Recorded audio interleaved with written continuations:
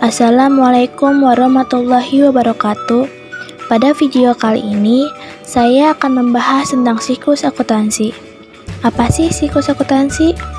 Nah, siklus akuntansi adalah sebuah proses atau aktivitas penyusunan suatu laporan keuangan yang harus bisa dipertanggungjawabkan dan diterima secara umum. Mulai dari prinsip-prinsip dan kaidah akuntansi, prosedur, metode, serta teknik yang berada di dalam lingkup akuntansi sepenuhnya dicatat dalam suatu periode tertentu. Tujuan pokok akuntansi adalah menyediakan informasi yang bermanfaat untuk pengambilan keputusan.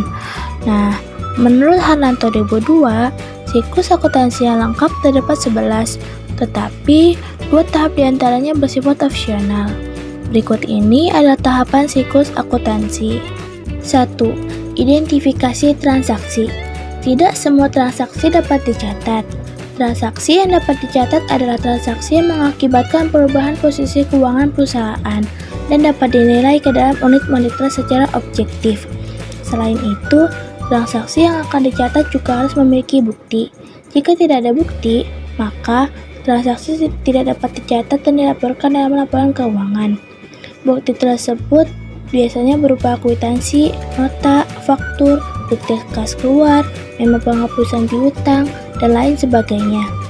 Bukti-bukti tersebut tentu saja harus sah dan diverifikasi. 2. Analisis transaksi. Setelah mengidentifikasi transaksi, akuntan harus menentukan pengaruhnya terhadap posisi keuangan. Untuk memudahkannya, kita dapat menggunakan persamaan matematis, yaitu aktiva sama dengan kewajiban ditambah ekuitas. Sistem pencatatan adalah double entry system, yaitu setiap transaksi yang dicatat akan berefek terhadap posisi keuangan di debit dan di kredit dalam jumlah yang sama, sehingga transaksi mempengaruhi sekurang-kurangnya 2 rekening pembukuan.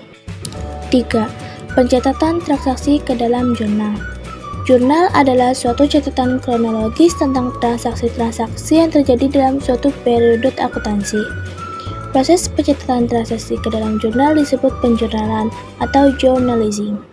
Terdapat 2 macam jenis jurnal, yaitu jurnal umum dan jurnal khusus. Jurnal umum biasanya dikenal dengan istilah jurnal. Biasanya, pencatatan transaksi dimasukkan ke dalam satu rekening yang didebit dan satu rekening yang dikredit. Sedangkan jurnal khusus diselenggarakan untuk meningkatkan efisiensi pencatatan terhadap transaksi yang berulang. 4. Postingan buku besar. Buku besar adalah kumpulan rekening-rekening pembukuan yang masing-masing digunakan untuk mencatat informasi tentang aktiva tertentu. Pada umumnya, perusahaan mempunyai daftar susunan rekening-rekening buku besar yang disebut Chart of Accounts. Masing-masing rekening biasanya diberi nomor kode untuk memudahkan dalam mengidentifikasi dan membuat cross-reference dengan pencatatan transaksi di dalam jurnal. 5. Penyusunan neraca saldo. Neraca saldo adalah daftar saldo rekening-rekening buku besar pada periode tertentu. Cara menyusun neraca saldo sangat mudah. Kita hanya perlu memindahkan saldo yang ada di buku besar ke dalam neraca saldo untuk disatukan. Saldo pada neraca saldo harus sama jumlahnya.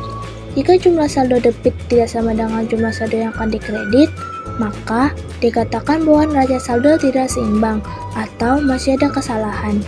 Jika demikian, maka akuntan harus mencari kesalahan yang terjadi sebelum laporan disusun. 6.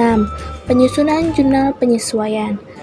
Jika pada akhir periode akuntansi terdapat transaksi yang belum dicatat, atau transaksi yang salah, atau perlu disesuaikan, maka dicatat dalam jurnal penyesuaian. Penyesuaian dilakukan secara periodik, biasanya saat laporan akan disusun. Pencatatan penyesuaian sama seperti pencatatan transaksi pada umumnya. Transaksi penyesuaian dicatat pada jurnal penyesuaian dan kemudian dibukukan ke dalam buku besarnya. Setelah itu, saldo yang ada di buku besar siap disajikan dalam laporan keuangan.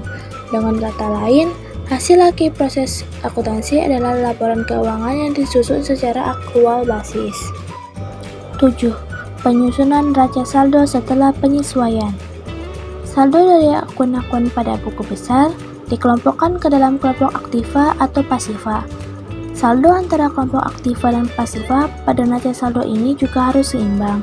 Namun ingat, saldo yang seimbang belum tentu benar, tetapi saldo yang benar sudah pasti seimbang. 8. Penyusunan laporan keuangan. Laporan keuangan yang disusun itu ada 4.